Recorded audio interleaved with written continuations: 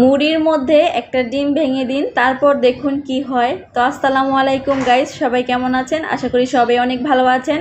আজকের যে রেসিপিটা করতে যাচ্ছি, এক প্লেট মুড়ির মধ্যে একটা ডিম ভেঙে দিলাম আর দেখুন কি হয়। গাইস, আমার বিশ্বাস আপনারা এই রেসিপিটা কখনো দেখেননি আর খাননি। আর এই রেসিপিটা একবার বানিয়ে যদি নিজেরা খান বা অন্য কাউকে খাওয়ান, দেখবেন কতটা যে মজা, মুখে আর অন্য কিছু মজাই লাগবে না। তো গাইস, পুরো ভিডিওটা দেখতে থাকুন, আশা করি সবারই অনেক ভালো লাগবে।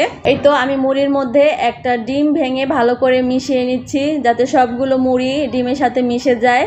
আর ডিমের সাথে ভালো করে মেশানো শেষ হয়ে গেলে আমি কিছু উপকরণ দিয়ে দিচ্ছি। আর দেখতেই পাচ্ছেন এখানে নিয়ে নিয়েছি বেসন, বিট লবণ, গোলমরিচের গুঁড়ো, কাঁচা মরিচ, পেঁয়াজ কুচি, লাল মরিচের গুঁড়ো আর দিয়ে দিচ্ছি স্বাদ অনুযায়ী লবণ।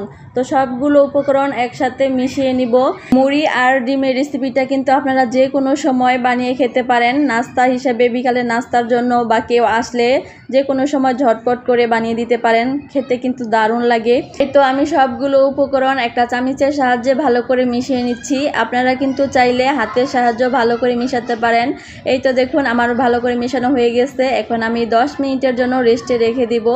আর এই তো দেখুন 10 মিনিট পর আমি ফিরে আসলাম। আর এই তো চুলাতে একটা ফ্রাই প্যান বসিয়ে দিয়েছি আর তেল গরম হতে দিয়েছি। তেলটা এই তো গরম হয়ে গেছে। এখন আমি হাত দিয়ে গোল করে একটা শেপ দিয়ে নিচ্ছি বড়া ভাজার জন্য।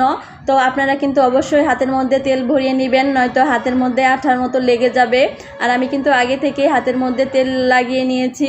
আর এই তো দেখুন একের পরে এক সুন্দর করে গোল গোল করে শেপ দিয়ে গরম তেলের মধ্যে দিয়ে দিচ্ছি। এই তো দেখুন আমার সবগুলো পাকোড়া দেওয়া শেষ হয়ে গেছে। এখন আমি এক এক করে উল্টিয়ে নিব। অবশ্যই ভালো করে ভাজা হয়ে গেলে তারপরে উল্টিয়ে নেবেন, নয়তো পাকোড়াগুলো খুলে খুলে যেতে পারে। তো সেই জন্য আমি একের পরে এক আস্তে আস্তে করে উল্টিয়ে নিচ্ছি। আর এই তো দেখুন অনেক সুন্দর করে কিন্তু ভাজা হয়ে যাচ্ছে। অবশ্যই পাকোড়াগুলো কিন্তু আস্তে আস্তে মিঠি মিঠি জালে ভাজতে হবে। আর যদি জোরে জাল দেওয়া হয় তাহলে কিন্তু উপরে পুড়ে যেতে পারে, আর ভিতরে কিন্তু হবেই না। তো তার জন্য আমি আস্তে আস্তে করে জাল দিচ্ছি। আর এই তো গাইস দেখুন আমার পাকোড়াগুলো ভাজা হয়ে গেছে। আর দেখতে কিন্তু অনেক সুন্দর লাগছে, তাই না? দেখে বোঝাই যাচ্ছে না এটা ডিম আর মুড়ি দিয়ে তৈরি। তো আমি সবগুলো পাকোড়া একটা ছাঁকনির সাহায্যে তেল ঝরিয়ে উঠিয়ে নিচ্ছি। তো গাইস, আপনারা শব্দটা শুনে অবশ্যই বুঝে গেছেন যে কতটা মচমচে হয়েছে, তার জন্য এরকম করকরে শব্দ হলো। তো দেখতে যতটা সুন্দর হয়েছে, সে খেতেও কিন্তু অনেক দারুণ। আর এই দেখুন সানিয়া খাওয়ার জন্য সস এনেছে। আর সানিয়ার কথা কি বলবো, সারাদিন ও শাড়ি পরবে। ওর বাবার কাছে বলেছিল একটা শাড়ির কথা, আর শাড়ি এনে দিয়েছে। আর সেই শাড়িটায় মনে হয় দিনের মধ্যে 50 বার পরে।